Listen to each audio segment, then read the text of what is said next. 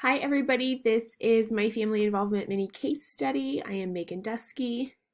Okay, so first I wanted to provide a brief outline of what I'll be talking about today. I'm going to go over the main characters, then the situation, issues, problems, and concerns, and finally I'm going to hit the questions that have been addressed. Okay, so our main characters for this specific event were Joel Pham, Miss Pham, Mr. Pham, Mr. Rolnick, Miles, and Miss Smith. The situations, issues, problems, and concerns. So one of the concerns that is coming from Mr. Rolnick at the school is that the Phams are not involved or do not appear to be involved in their son Joel's education. They do not participate. They don't respond to opportunities that Mr. Rolnick and the school have provided for them. They prefer to speak at home versus coming to the school and talking about, the combination of Joel and Miles doing a school project together. The school was previously not welcoming to the Phams when Mr. and Mrs. Pham were in school. The same teachers that weren't supportive of those parents when they were students are still some teachers that are at the school currently. So those are just some of the things that are building up this situation.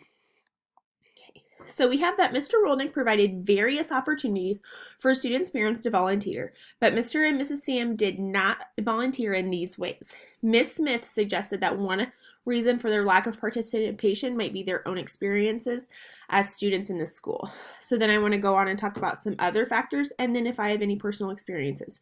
So some factors that could be keeping them from volunteering, it could be their cultural beliefs about school, their belief about what parent involvement should be like in school. It might not be how they want to spend their time. Their parents were probably not involved in their education at their school, and they still became successful adults, so they might think that they don't need to be involved in Joel's education in order for him to be successful. So personal experiences, well, right now I do have a little girl, and I had her brother 2 years ago, so I do already kind of have this relationship with dad. And their dad was not interested in coming to parent-teacher conferences or any of our, after school hours events that like open houses and things like that. He doesn't want to volunteer, and he just doesn't ever show his face in our school. Their older brother, who's in high school, he does get in trouble a lot, and the dad himself has had negative experiences with school, but despises USD 107's efforts and things like that. The dad just doesn't value education. I call home for positive behavior. I've shown up at his work to get documents signed or remind him of important events and things like that. And so we've had that positive relationship, but that's because I'm willing to go to his turf and not always expect him to come to me.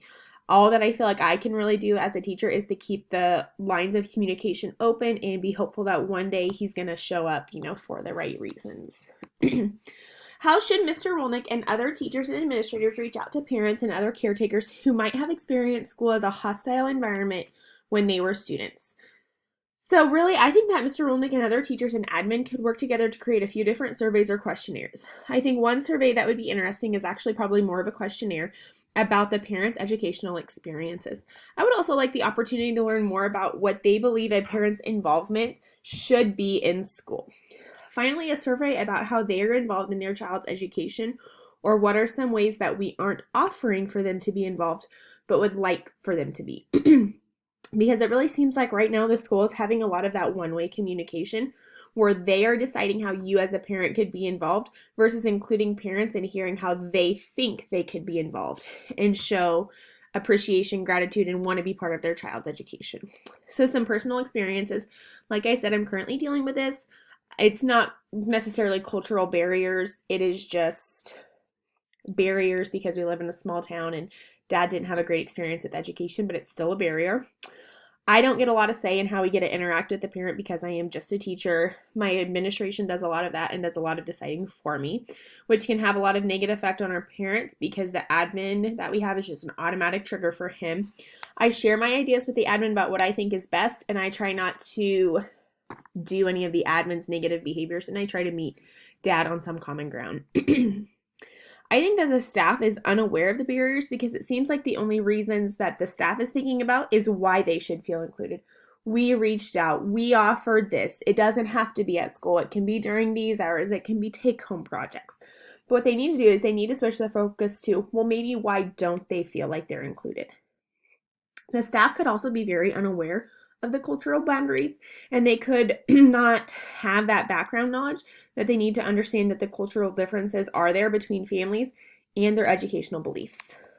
So when we talk about eliminating the situation, I think this situation could have been eliminated if the school adopted proper questionnaires and surveys at the beginning of the school year or throughout the school year.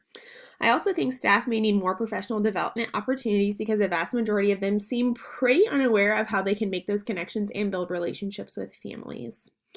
I see that the school is only offering opportunities for parents to make the step to be involved at school or on school time or just doing what the school says is involvement. But what if the school, offered home visits to gain more perspective about families, but also show that you don't have to come to our turf? We're going to make the effort to come to yours. Mr. Rolnick appeared to assume because they didn't take advantage of family involvement opportunities that he created that Mrs. and Mr. Pham were disinterested in their son's education. What are some ways that parents can be involved and demonstrate interest in their children's education other than volunteering at school? So a lot of things that we don't see because it happens at home are the fact that our kids getting homework done and who's helping them with that homework, who is helping them get to school on time or letting them be a part of extracurricular activities, whether it's academics or athletics. What if they ask questions at home about, well, what'd you learn? What was the best part of your day? Things like that, and encouraging those good grades. Parents can do all of those things, and I, as the teacher, I'm not going to know about any of them. I might notice that they get their kid to school on time, but really that shows that they value their kids' education, helping them with homework, asking them questions, and allowing them to participate in extracurricular activities. And, I just think about the primary side, of early childhood or elementary ed. Reading with your kids at home is showing me that you care about their education because you're doing something little like that. But I don't see those things. So I think it's just really blind of me to think that you don't care about your kids' education just because I don't see you doing those things. So some personal experiences. So I think that some parents truly just might not know how to be involved in their child's education. They could have had negative experiences themselves, or maybe they feel ill-equipped to come to the school. They say that each generation learns 4% more than the previous, so maybe they don't feel like they would belong. As you know, I'm dealing with this currently. All I can do is try to keep the lines of communication open and be willing to meet Dad at his workplace to give him important documents and ask him questions about how he's feeling about his daughter's education, her behavior plan, or how else he thinks we could best meet her needs, and making sure that Dad feels heard when he has any questions, comments, or concerns. Thank you.